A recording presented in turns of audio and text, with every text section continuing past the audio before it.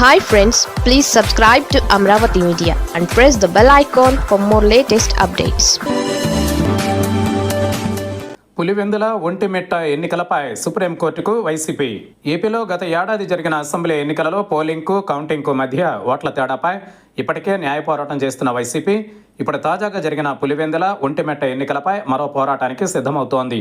ఓవైపు బీహార్లో ఓటర్ల జాబితాల సవరణపై దేశవ్యాప్తంగా రచ్చ జరుగుతుండడం, సుప్రీంకోర్టు ఈసీపై నిప్పులు చెరుగుతున్న నేపథ్యంలో వైసీపీ రాష్ట్ర సమన్వయకర్త సజ్జల రామకృష్ణారెడ్డి కీలక ప్రకటన చేశారు. గుంటూరు జిల్లా తాడేపల్లిలోని పార్టీ కేంద్ర కార్యాలయంలో నిర్వహించిన స్వాతంత్ర్య దినోత్సవ కార్యక్రమంలో మాట్లాడిన వైఎస్ఆర్సీపీ స్టేట్ కోఆర్డినేటర్ సజ్జల రామకృష్ణారెడ్డి సంచలన వ్యాఖ్యలు చేశారు.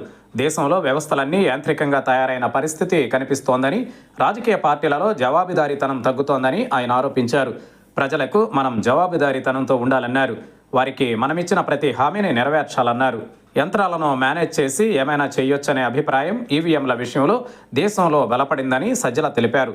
ప్రజల నుంచి వ్యక్తమవుతున్న అనుమానాలకు సమాధానం ఉండడం లేదన్నారు. మన రాష్ట్రంలోనే ఓటింగ్ నిర్వహించిన విధానంపై ప్రజలలో ఎన్నో అనుమానాలు ఉన్నాయని, ఓటింగ్ పూర్తయిన రోజు ప్రకటించిన ఎన్నికల శాతానికి తుది వివరాలు ఇచ్చిన దానికి ఓటింగ్ శాతంలో 12.5% తేడా ఉందని గుర్తు చేశారు. దాదాపు 50 లక్షలకు పైగా ఓట్లు తేడా ఉన్నాయని అడుగుతూ ఉంటే సమాధానం చెప్పే వ్యవస్థ లేదన్నారు.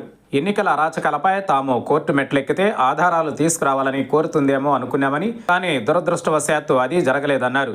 అయినా న్యాయ వ్యవస్థ మీద పూర్తి విశ్వాసం ఉందన్నారు. ఉన్నత న్యాయస్థానాన్ని ఆశ్రయిస్తామని తెలిపారు.